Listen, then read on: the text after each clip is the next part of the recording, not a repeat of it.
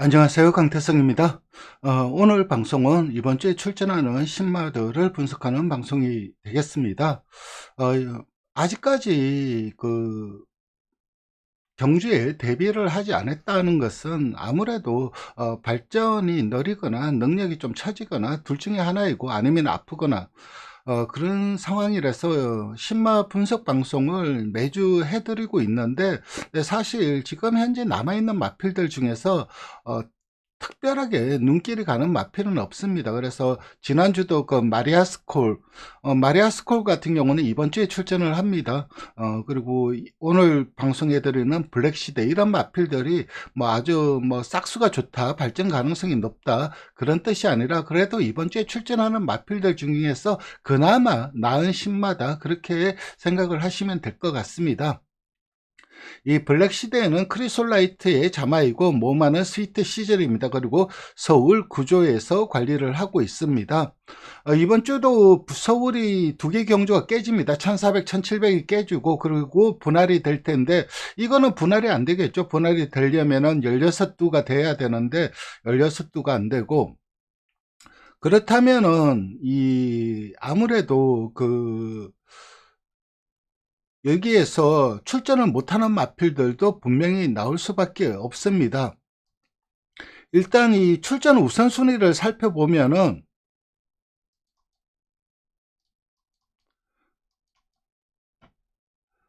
이 국산 6등급은 레이팅 조건, 연령 성별에 부합되는 말, 이게 1순위고 거의 다 여기에 해당이 되죠. 그리고 2순위가 경주 미출전마입니다. 최초 주행심사 합격일이 빠른 순, 그러니까 미출전을 하는 마필들 중에서도 주행심사 합격을 빨리 한 마필들한테 먼저 출전 자격이 부여되는 겁니다. 그래서 이 블랙시대 같은 경우는 웬만해서는 출전을 할 것으로 보입니다. 편성도 약합니다. 뭐 정성 바이스가 직전에 이착을 했고, 그렇기 때문에 어느 정도 인기를 모을 거고, 스타 체인저도 이게 아마 3착 2번을 했을 겁니다. 3착 2번을 해서 3착 승분에 걸려 있고, 그래서 이런 마필들, 기존에 뛰었던 마필들이 어느 정도 인기를 모을 것으로 생각이 되는데, 근데 이 마필들, 기존에 뛰었던 마필들의 능력이 그렇게 세다고는 할 수가 없어요. 그래서 이 블랙 시대도 사실 객관적으로는 조금 전력 자체가 좀 밀리는 부분이 있긴 하지만은, 그 틈새를 잘 팔고 들면은 충분히 가능성이 있다고 생각을 합니다. 이 블랙 시대 같은 경우는 생긴 건 이렇게 생겼고, 이 최강자 동생입니다. 그러니까 최강자가 이강훈 마주 말이죠. 그래서 이 스위트 시절 자마들을 거의 다 이강훈 마주가 사갑니다. 일단 이 마필도 어렸을 때, 물론 경매 때 4천만 원에 팔리긴 했지만은, 사실 어렸을 때 좀 이미 좀 찍어놨던 마필이죠. 그러니까 어렸을 때는 이때는 이제 크리솔라이트가 굉장히 좀 마체도 잘 뽑는다고 소문이 났고, 어느 정도 가격대가 형성이 됐는데, 지금 현재 출전하는 데뷔를 한 이 크리솔라이트 자마들의 성적이 좀 시원치 않다 보니까는, 그 기대치는 그래도 첫 자마들이 배출됐을 때보다는 좀 떨어져 있는 상황이고, 특히 강성호 조교사가 이 크리솔라이트 자마들을 많이 가지고 있습니다. 그 중에서 이제 이 핑크 골드, 요거는 우승을 거뒀죠. 우승을 거두면서 5군으로 올라갔고, 나머지 마필들에 대한 기대치는 좀 떨어지는 것도 떨어지게 생각을 하고 계시는 것 같더라고요. 일단 이 크리솔라이트 자마가 마찰을 보시면 아시겠지만은 D가 좀 흘러요. 그러니까는 이거는 어쩔 수가 없어요. 이 D가 후구가 좀 흐르다 보니까 약해 보이는데, 이런 거는 썬데이 사일런스 자마들의 좀 특징이라고 할 수가 있어요. 그래서 일본에서도 이 후구를 개량하기 위해서 미국에서 엄청나게 많은 시수말들을 도입을 했는데, 그게 잘 개량이 안 됐죠. 근데 뭐 그러고도 잘 뛰니까는 뭐 특별하게 좋다 나쁘다 이야기를 할 수는 없는데, 어쨌든 이 후구가 흐르고, 강성호 조교사는 이제 이 후구가 안 흐르고 좀 빵빵한 애들, 그나마 크리솔라이트 자마들 중에서는 그런 마필들이 그나마 잘 뛴다, 그렇게 판단을 하고 있는 것 같더라고요. 일단 이번에 그 블랙시대의 그 브리즈업과 경매시 모습을 보도록 하겠습니다. 브리즈업은 거의 망아지입니다. 둔탁하고 힘으로 뛰고 채찍대고 강하게 밀어내니까는 또 주행도 흔들리고, 그리고 아직 주행의 중심도 약간 높고 정말 힘으로 뛰고 있는 모습입니다.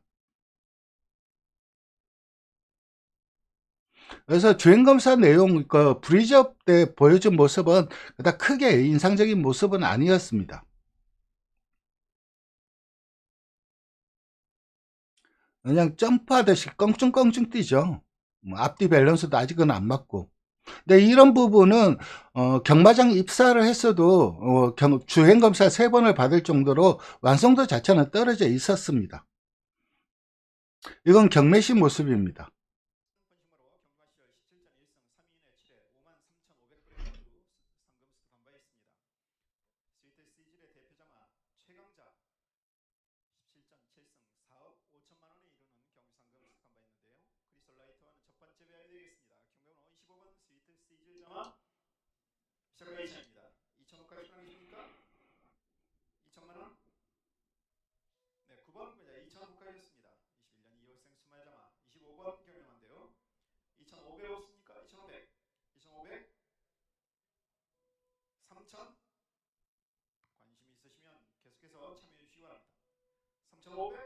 이렇게 해서 4천만 원까지 올라가서 4천만 원에 낙찰이 되었습니다. 이런 경매시 모습을 봤고, 주행검사 모습을 본다면은 이마필이 주행검사를 3번 만에 통과를 했어요. 첫 번째 주행검사는 1분 08초 0이고 작년이죠. 작년 11월이었는데 이때는 발도 못 바꾸고 주행 밸런스도 안 잡혀 있고 힘도 부족을 했습니다. 그리고 12월 29일 때는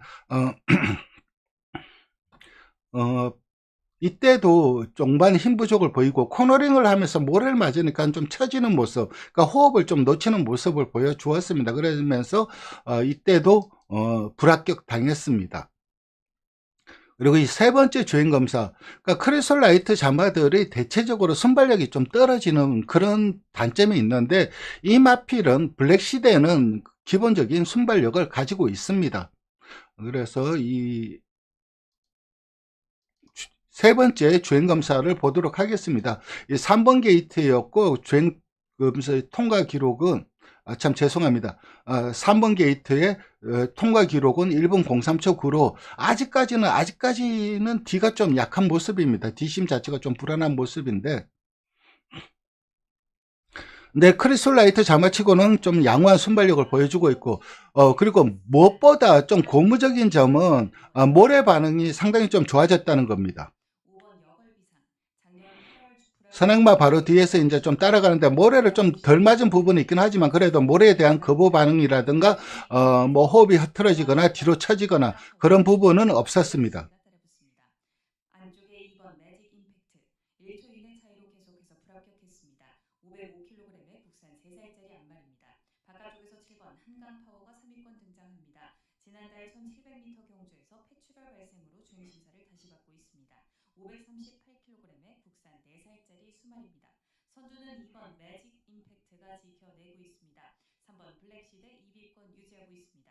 직선에서는 이제 채찍대면서 좀 몰아내는데 일단은 그 답보 변환을 했다는 점도 고무적이고 아직까지 힘이 좀 덜 찬 부분, 그러니까 지금까지 힘이 덜 찼다기보다는 크리솔라이트가 좀 늦게 크는 부분이 있긴 하지만 선천적으로 디심 자체가 그렇게 센 마필은 아니지 않을까 생각을 하는데 어쨌든 지금 현재 편성 자체가 너무나 약해져 있기 때문에 이 정도 편성에서는 좀 입상을 자신할 정도의 능력은 아니지만 그래도 입상에 도전할 수 있는 마필인 건 분명합니다.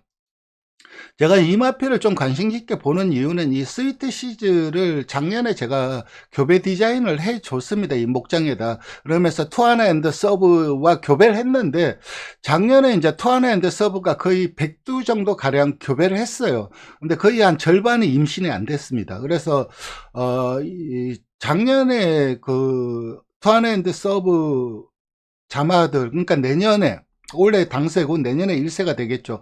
내년에 이제 1세 경매 시장에 나오는 투앤드 서브 자마들의 숫자가 굉장히 적을 수밖에 없을 겁니다. 그래서 저도 이 교배 디자인을 해주면서 이 스위트 시저를 좀 열심히 살펴봤고, 그리고 또 뭐 최강자라는 이 잘 뜨는 마필들이 생산이 됐죠. 그리고 그래서 그 동생들을 이제 이기선, 이강문 마주 부자지간이시죠. 그 마주가 가지고 갑니다. 그리고 최강자는 나름 상당히 좀 좋은 능력치를 보여주었던 마필이고, 그래서 이 블랙 시대에도 사실 혈통적으로 크게 뭐 두각을 나타내는 그런 부분은 없지만은, 그래도 기본적으로 기본 하위군에서의 기본적인 경쟁력은 좀 보여줄 수 있는 그런 마필로 판단이 되고, 이 혈통적으로는 사실 좀 단거리보다는 중거리가 좀 더 어울리는 마필인데, 뛰는 걸 보면 아직까지 힘이 좀 부족해 갖고 나중에 거리가 늘어났을 때 혈통적으로는 그게 더 유리한데, 현재의 그 디신 가지고는 좀 불안한 부분은 분명히 있는 것으로 판단이 됩니다. 어쨌든 이번 주에 출전하는 이 블랙 시대를 살펴봤는데, 사실 뭐 이마필이 뭐 크게 아주 좋다, 그래서 이마필을 추천드리는 것다기보다는, 그래도 이번 주 추천하는 신마들 중에서는 그나마 나은 전력이라서 이마필을 추천드리는 것입니다. 방송 시청해 주셔서 감사드리고 좋아요와 구독 부탁드리겠습니다. 감사합니다.